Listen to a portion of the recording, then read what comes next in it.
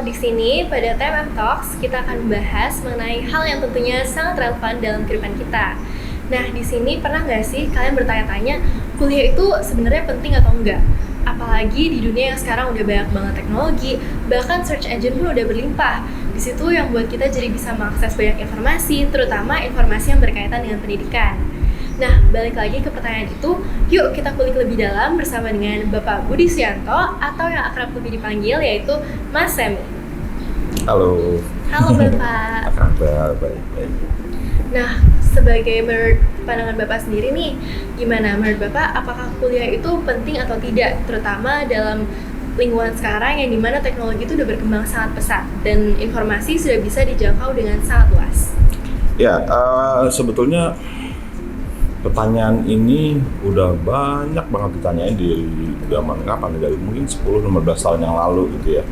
Dengan perkembangan internet yang luar biasa, sebetulnya semua pertanyaan kita, semua masalah kita itu bisa dijawab di internet ya. Apalagi kalau ngomong kita mengacu pada 3 atau 5 tahun belakangan gitu ya, dengan hadirnya AI, wah semakin luar biasa. Bukan cuma mencari, tapi bisa merumuskan, bisa menganalisa berbagai problem-problem. Jadi hampir bisa dibilang kayaknya nggak ada deh sebuah masalah atau pertanyaan kita yang tidak bisa dijawab lewat AI kan gitu ya. Nah, ini menjadi sebuah tantangan yang besar sekali buat perguruan tinggi gitu.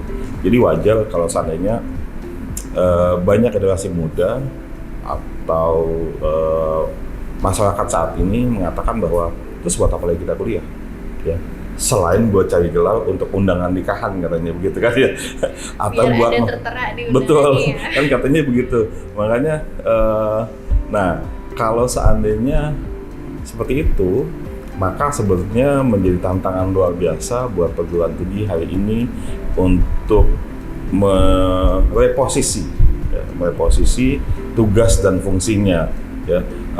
Perguruan tinggi harus transformasi. Perguruan tinggi mesti berubah, tidak lagi menjadi perguruan tinggi yang seperti di masa-masa sebelumnya. Dan masyarakat juga mesti memahami bahwa perguruan tinggi hari ini adalah perguruan tinggi yang betul-betul berbeda dengan perguruan tinggi sebelumnya.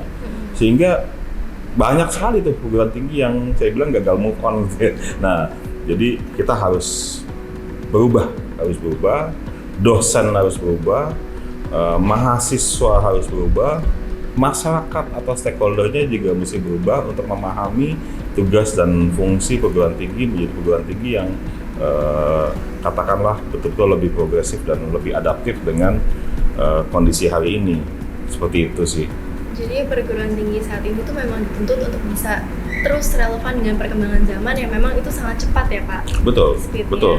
Jadi gini, kalau saya pernah menulis mengenai transformasi perguruan tinggi, saya katakan perguruan tinggi 1.0, 2.0, 3.0, dan 4.0. Ini adalah tahapan evolusi gitu ya, tahapan evolusi perguruan tinggi. Perguruan tinggi 1.0 adalah perguruan tinggi sebagai center of knowledge. Center of knowledge. Jadi seseorang datang ke perguruan tinggi, datang ke kampus untuk belajar. Dan perguruan tinggi menjadi lembaga yang pintar, pada kutip, itu mengajarkan mereka, mengasah kemampuan mereka, sehingga mereka bisa mendapatkan ilmunya dan bisa diterapkan ke masyarakat setelah mereka lulus. Itu oke kan? Iya. Tapi mohon maaf, itu adalah kampus 1.0.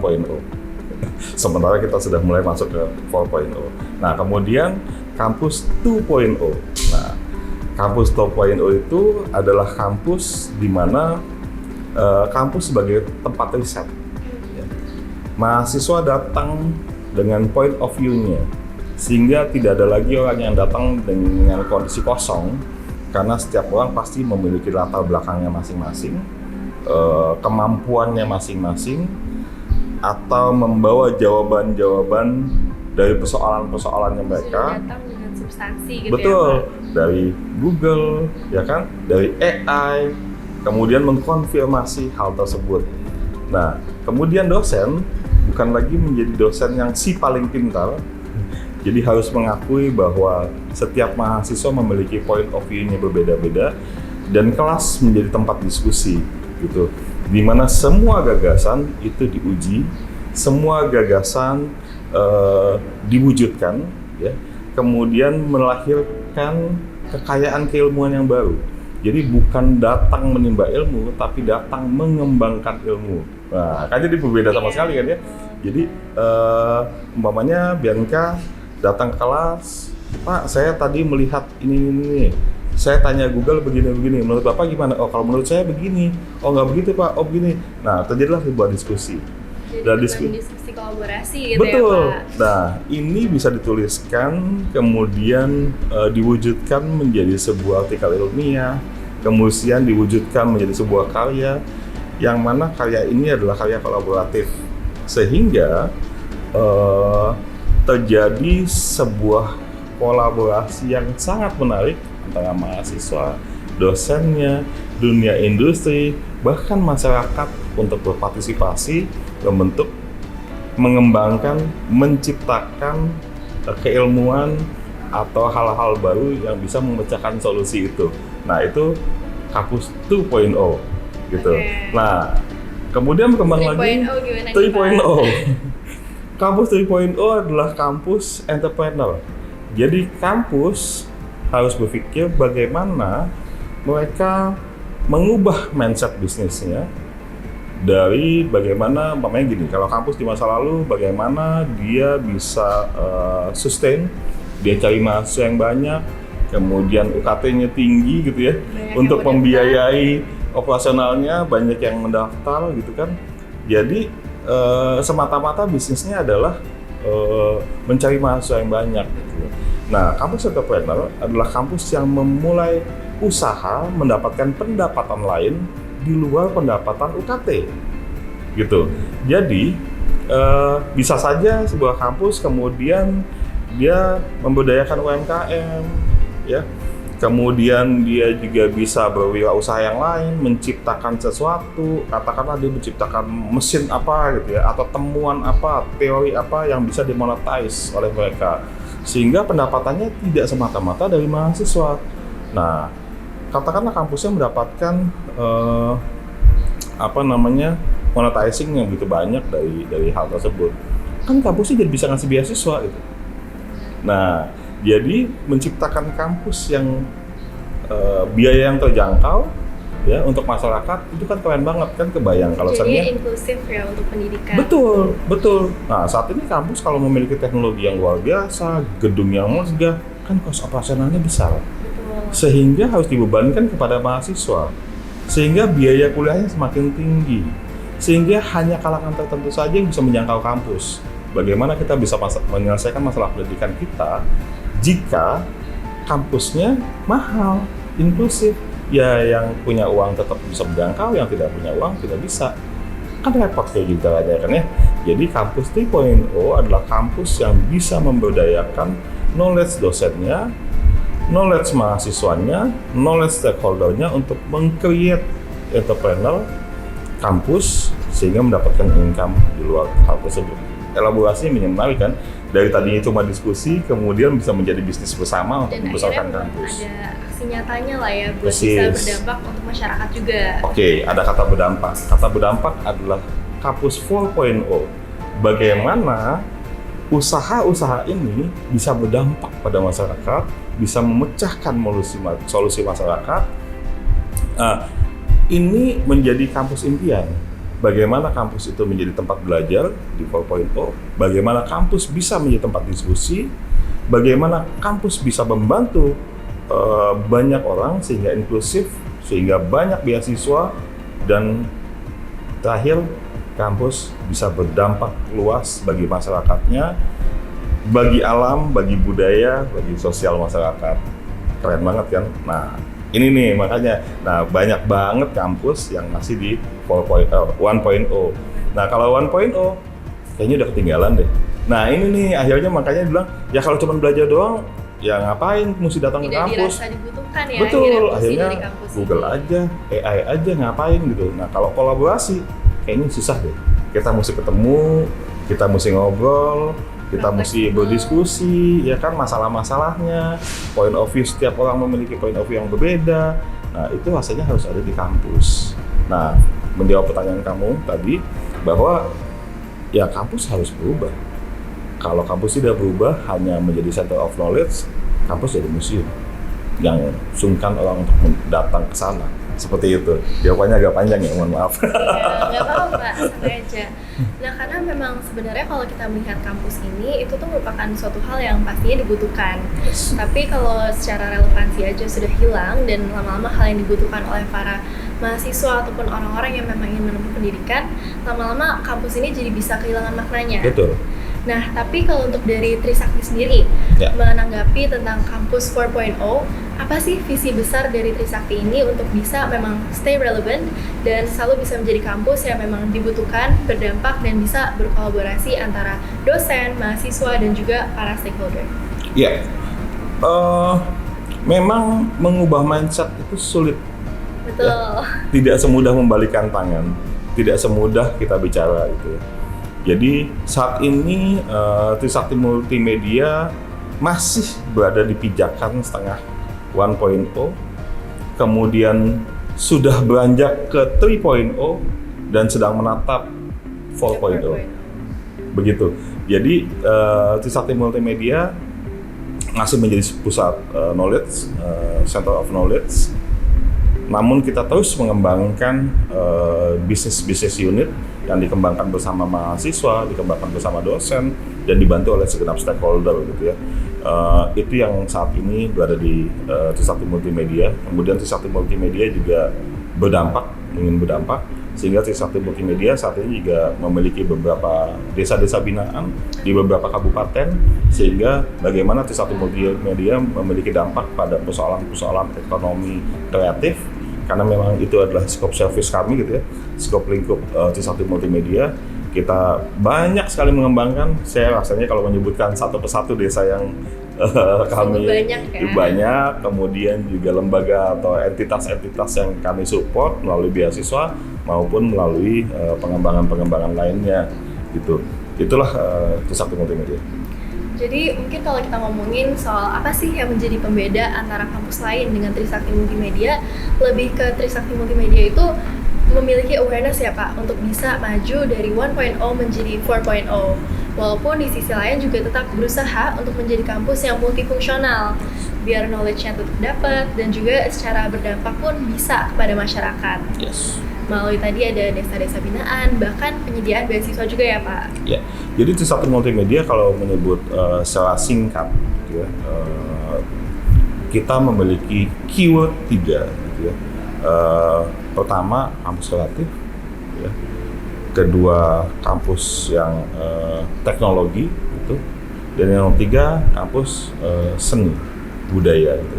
Jadi ramah kreatif, ramah teknologi, dan ramah budaya gitu. Dan 3 poin inilah yang kita upayakan untuk selalu berdampak dan relevan pada masyarakat seperti itu. Nah, ngomong-ngomongin soal kampus kreatif nih Pak, Trisakti terutama Multimedia School nih, ini kan merupakan memang kampus yang bidang pembelajarannya adalah bidang-bidang yang kreatif. Yeah. Nah, di masa saat ini, di mana teknologi dan juga AI itu udah berkembang pesat, apalagi mungkin kalau Bapak lihat di sosial media, banyak tuh bisa kita temukan ada gambar atau ada banyak karya-karya seni yang itu tuh dihasilkan oleh AI. Nah, gimana strategi dan juga inovasi dari Trisakti Multimedia School untuk bisa memajukan SDM-nya supaya tidak tertinggal dengan AI yang ada saat ini? Baik, pertanyaan menarik, sangat menarik. AI, ada beberapa statement atau tulisan atau artikel atau apapun yang mengatakan bahwa industri kreatif sangat terancam dengan kehadiran AI gitu ya. Kalau industrinya sudah terancam, pastinya kampus juga bakal terancam gitu kan ya. Nah, sehingga kita mesti mendiskursus atau mendefinisikan kembali apa itu kreatif gitu, ya. Apa itu kreatif. Nah, lagi-lagi masyarakat seringkali gagal memahami kreatif itu apa.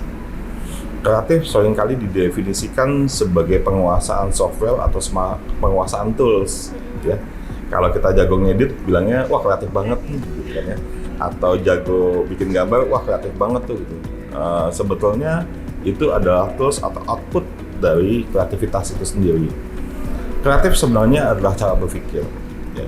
Kreatif sebetulnya adalah bagaimana kita menjadi problem solving. Atau mau lebih luasnya lagi, kreatif bisa diartikan sebagai creating value. Ya. Nah, sehingga cara berpikirlah yang menjadi tumpuannya. Ya. Cara berpikir untuk melihat sebuah problem. Saya selalu di kelas, di kelompok atau di kalangan teman-teman dosen juga selalu menyampaikan bahwa yang penting hari ini adalah critical thinking. Ya, critical thinking itu adalah bagaimana kita melihat problem dan menanyakan problem itu. Gitu ya. Kalau mahasiswa di kelas itu diam, bukan berarti sopan, jangan-jangan nggak peduli gitu kan ya.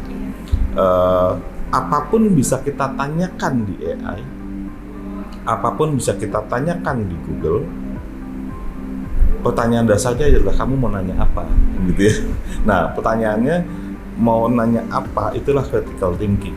Dan critical thinking itulah yang harusnya diasah, critical thinking itulah yang harusnya terus dibangkitkan di teman-teman mahasiswa gitu. Nah, sehingga dengan critical thinking kita bisa mencari solusi, kita bisa mendiskusikan, baru bagaimana kreativitas ini dieksekusi, diwujudkan melalui alat, melalui tools, melalui AI gitu ya. Sehingga kalau kamu punya gagasan, BNK punya gagasan besar gitu. Terus bagaimana mewujudkan gagasannya? Kan sulit ya. Tapi hari ini ada AI buat mewujudkan gagasan itu. Kan keren banget. Ya. BNK pengen menggambar umpamanya superhero yang bisa ngangkat Monas dan sebagainya. Aduh, tapi saya nggak bisa gambar. Jadi yang punya visi itu saya ya Pak. Iya. Tapi AI yang mewujudkan itu menjadi nyata. Artinya kehadiran AI akan sangat membantu mewujudkan kreativitas kita, bukan mematikan. Karena yang namanya mematikan itu adalah sesuatu yang kreativitasnya nggak ada masalah. Sehingga Trisakti Multimedia mendidik, mengajarkan, menguji, mengadu, mendiskusikan kreatifnya gitu. Kreatifnya bukan penguasaan software, penguasaan aplikasi, penguasaan alat, bukan. Oh, berarti nggak diajari dong? Diajari. Bukan semata-mata Diajari, itu, tapi betul. Gini contoh, umpamanya, ini saya ambil contoh yang agak jauh sedikit. Umpamanya, kamu bisa menulis nggak? Bisa dong, abjad gitu ya. Kamu bisa pakai bisa buat kalimat nggak? Bisa. Nah, saya menantang kamu untuk membuat puisi gitu. Nah, puisi itu kan ada di kepala kamu tuh. Dari pengalaman kamu, dari empati kamu, perasaan kamu gitu kan, itu kan. Nah, setelah kamu merasakan itu, kamu bisa sketch menulis gitu, nulis, kemudian kami ngajarin juga aplikasinya, umpamanya Microsoft Word ya, buat ketik gitu kan ya, lebih mudah kan gitu. Jadi bukan berarti kelasnya belajar Microsoft Word kan? Bukan berarti diganti. Iya, jadi bukan belajar Microsoft Word, tapi belajar buat puisinya kan gitu. Nah, Trisakti Multimedia di situ. Jadi kami ngajarin untuk buat animasi, bukan hanya software animasi, tapi cara berpikirnya. Bagaimana membuat film animasi yang menarik, bagaimana membuat game yang menarik, gitu kan ya, yang berdampak pastinya, terus segala macam gitu. Nah, kemudian gimana ngewujudinnya gitu. Karena kalau kita hanya bicara mengenai AI-nya atau aplikasinya, maka kita akan kusut deh. Hari ini belajar, nanti tahun depan udah nggak ada gitu ya. Saya dulu, zaman dulu kuliah, berevolusi terus ya Pak? berevolusi terus. Hari ini kita belajar, begitu lulus sudah nggak ada. Umpamanya Canva gitu ya. Ya kan ada Canva, ada CapCut tuh, itu keren. Tapi oh berarti nggak ada jauhnya itu gimana sih? Aduh kalau belajar kayak gitu mah di YouTube juga ada kali ya gitu kan. Dan kita belajar pakai juga lama-lama juga akan lahir sendiri ya. Jadi esensi dari ngeditnya, esensi dari membuat desainnya, kemudian aplikasinya gimana ya? Ini kita mau belajar Canva ya silahkan, nggak apa-apa kok gitu ya. Dulu saya masih belajar manual, kemudian hadirlah Photoshop, belajar Photoshop, kemudian Photoshop berubah lagi, ini berubah lagi, ya nggak akan selesai. Dan kasihan mereka belajar cuma untuk seasonal aja gitu. Iya benar. Jadi kita kan sayang banget kalau mereka tuh belajar kemudian nanti beberapa tahun lagi softwarenya udah nggak ada. Ya enggak. Tapi kan kalau seandainya kita belajar substansi kreatifnya, substansi dari pesan yang mau disampaikan, maka softwarenya apa aja nggak masalah kok. Belajar seminggu selesai kok. Apalagi anak-anak saya nonton YouTube sementara udah jago gitu kan ya. Ya gitu sih. Karena kreatifnya ada memang dari diri kita sendiri. Jadi ya, kalau mau saya simpulkan kehadiran AI itu justru sangat membantu sekali, sangat mensupport apapun kreatif yang mau kita buat gitu kan. Dulu nggak bisa 3D, soal 3D bisa juga selesai gitu kan, gampang, tenang aja. Nah sekarang kalian mau bikin apa nih gitu. Nah diskusinya di situ sih. Jadi kehadiran, balik lagi kalau utamanya kehadiran kampus menjadi penting sekali karena cara berpikir, wawasan berpikirnya, belajar metodologinya, design thinkingnya gitu. Itu sih, jadi nggak ada masalah sih. Saya masih yakin banget kehadiran desain, kehadiran ekonomi kreatif, dunia kreatif akan masih baik-baik aja. Gitu karena sih. ketika kita ngomongin mengenai industri kreatif ya Pak, berarti tentang terutama lebih spesifik lagi tentang kreativitasnya, berarti mindset kita yang memang harus diperluas ya. Betul. Untuk bisa memandang kreativitas tuh nggak hanya tentang alat, tapi juga lebih ke ide yang kita miliki yang menjadi memang selling points-nya dari hal tersebut. Betul. Karena memang AI ini menarik banget ya sih Pak kalau diomongin, karena kayak cukup menjadi ketakutan banyak orang, bisa mengancam pelaku seni atau bahkan banyak pekerjaan lainnya yang padahal sebenarnya kalau kita bisa manfaatkan jadi tools yang kolaboratif itu bisa sangat-sangat membantu kita. Betul. Nah kalau di Trisakti sendiri nih Pak, ada nggak program khusus yang memang membantu mahasiswanya untuk bisa mendevelop ke arah sana? Gini, kami memiliki 2 program studi, saat ini hanya 2. Pertama desain komunikasi visual dengan konsentrasi animasi dan games, Kemudian, nah itu sangat tools banget kan sebetulnya ya, sangat tools banget. Tapi tools belajar. Tapi lebih penting dari itu kan ngomong gagasannya. Kemudian kita juga punya multimedia broadcasting gitu ya. Itu juga tools banget tuh sebetulnya. Tapi lebih banyak ngomong cara berpikirnya, eksekusinya juga, faktor industrinya juga ada. Kemudian kita juga punya creative advertising, ya. Itu juga sama, apalagi advertising itu belajar sangat konseptual sekali gitu. Toolsnya belajar juga gitu. Kemudian kami juga punya teknologi grafika dengan konsentrasi kemasan. Kemarin saya diskusi tentang kemasan tuh luar biasa. Banyak nggak nyangka ternyata ngomong kemasan itu betul-betul dari hulu ke hilir, bukan cuma estetiknya doang. Bukan cuma keamanan dari packaging itu sendiri, tapi juga bicara mengenai pabriknya, kemudian quality controlnya, efisiensinya, itu luar biasa. Jadi dunia kreatif buat Trisakti Multimedia itu menjadi sesuatu yang sangat komprehensif ya. Kita membangun ekosistem, nggak cuma belajar lagi tadi ya, kita ekosistemnya ada, contoh namanya games gitu ya. Games itu dari mulai makernya, membuat game, kemudian playernya, ada juga kita membantu juga pelatihan untuk menjadi coach, untuk menjadi pelatih, kemudian membantu juga untuk menjadi wasit e-sport, kemudian membantu juga untuk membuat turnamen e-sport. Artinya komprehensif tuh, ya kan? Kan kalau beberapa kampus mungkin atau beberapa tempat mungkin cuma buat gamenya doang, atau menjadi coach doang, atau mekanismenya gitu. Seluruhnya ekosistemnya kita bangun. Karena industri kreatif harus dibangun dari sebuah ekosistem, nggak bisa sendirian. Di beberapa daerah kita lihat pendidikannya bagus, tapi industrinya belum siap. Nah, kan kusut tuh, ya kan? Gimana caranya nih kalau industrinya belum siap? Maka muncul bagaimana kerjasama dengan pemerintahnya, kerjasama dengan industrinya, dengan kliennya, dan sebagainya. Jadi ekosistem yang dibangun. Itu sih, sehingga saya ngerasa Trisakti Multimedia sebagai sebuah kampus kecil yang memiliki hanya 2 prodi, tapi enjoy karena kolam kecil dengan ekosistem yang sudah kata-kata sudah jadi gitu. Mantap sekali, karena memang ya growth mindset itu juga memang penting ya Pak, karena Yes.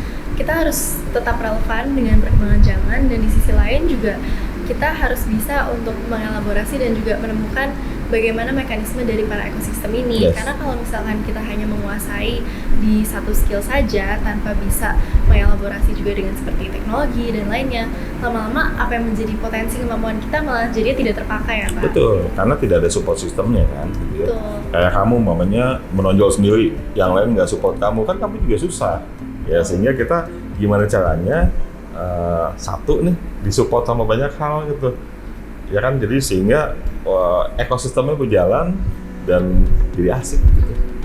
Makanya kalau contoh nih ya Pak, ngomongin soal AI, kadang tuh sering menjadi kebingungan ketika orang-orang itu menggunakan AI dalam pendidikan.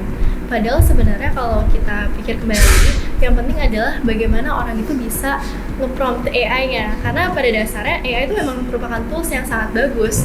Tapi ketika penggunanya saja sendiri tidak bisa membuat perintah yang benar untuk AI bisa berjalan, maka nggak akan ada hasil yang outcome yang memang dihasilkan tuh sesuai dengan apa permintaannya. Ya, kalau kita mau mundurin sebelum prompt itu kan ada critical thinking ya. Betul. Bener nggak sih? Kamu mau bikin ini, aduh gimana ya mau bikinnya? Gimana mau saya mau bikin ini, gimana ya bikin promptnya? Berarti kan saya mau bikin apanya itu kan di belakangnya tuh. Iya. Nah, mau bikin apanya itu kan kalau mundur dari ke belakang, masalah apa yang kamu hadapin sehingga kamu buat itu kan gitu ya. Nah, jadi kita belajar menggali masalahnya dulu nih. Masalahnya apa nih? Nah, masalahnya apa? Cara solusinya memecahkan masalah itu apa? Oh, cara solusinya tuh begini. Oke, kalau gitu prompt-nya gimana kan gitu ya? Iya. Iya nggak sih? Kan sebelum prompt pasti kan ada niatnya dulu Pasti kan? ada masalahnya dulu yang akhirnya harus diselesaikan nih. Betul, betul. Nah, jadi kita melihat AI itu mesti komprehensif dulu. Kalau saya bilang gini, saya pernah sampaikan, AI itu kan kayak kita punya teman yang super tangguh, bisa ngapain aja, apapun bisa kamu lakukan dengan teman kamu itu. Ya, kamu punya cowok deh, atau kamu punya teman yang selalu setia 24 jam bersama kamu dan dia sangat super, luar biasa, bisa ngapain Aku aja. minta apa mereka akan langsung Pasti bikinin, gitu minta ya. jagain, dijagain, minta suruh apa, pasti dilakukan gitu. Nah, kamu tuh seneng punya tempat itu.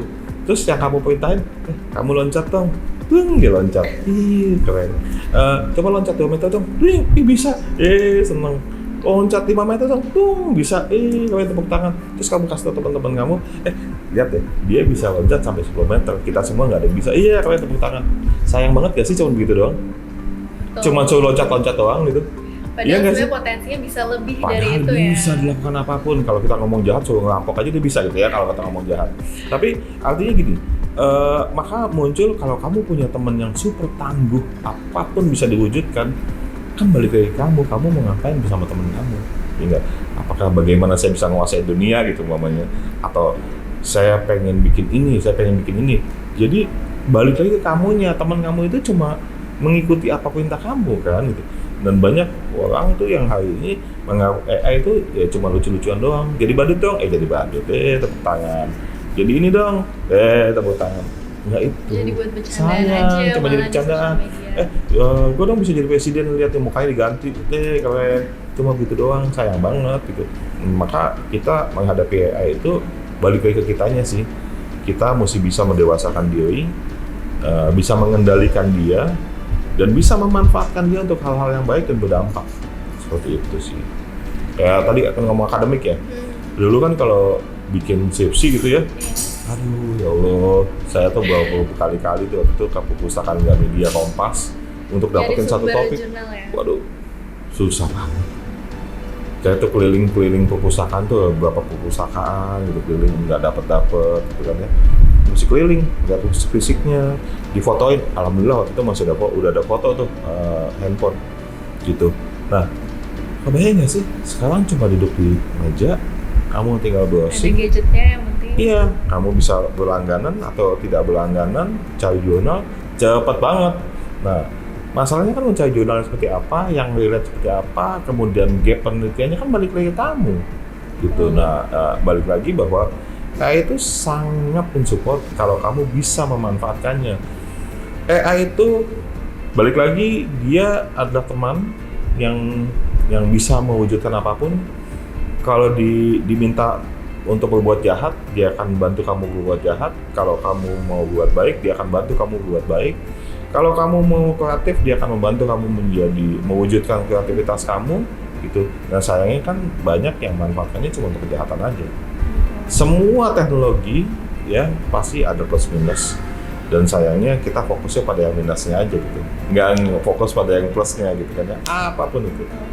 Karena sebagai pelajar sendiri ya Pak, saya tuh merasa sungguh terbantu dengan adanya AI dan justru saya jadi punya pemikiran bahwa AI itu menjadi teman kolaborasi.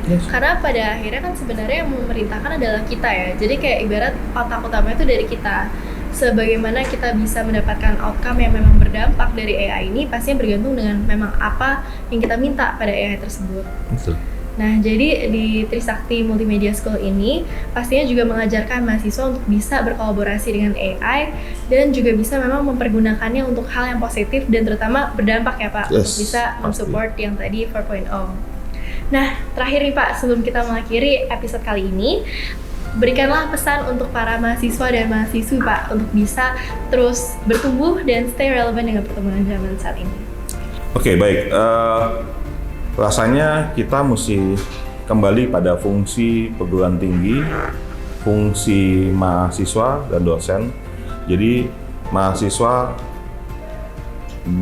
harus ada dalam kerangka critical thinking dalam pengembangan wawasan kreatif gitu. Jadi kreatif itu bukan bicara mengenai tools, kreatif itu bukan bicara mengenai alatnya gitu atau softwarenya, tapi kreatif itu bicara mengenai wawasan kita, dan wawasan kita harus diuji, wawasan kita harus bisa diwujudkan, dan yang paling penting wawasan kita harus bisa berdampak pada masyarakat. Dan hal inilah yang menjadi bagian penting dari peran kita di perguruan tinggi, baik dari sisi mahasiswa, baik dari sisi pengajar, baik dari sisi seluruh stakeholdernya, itu bagaimana mewujudkan perguruan tinggi yang bisa berdampak. Baik, sekian untuk episode kali ini. Terima kasih dan sampai jumpa di TMM Talks berikutnya.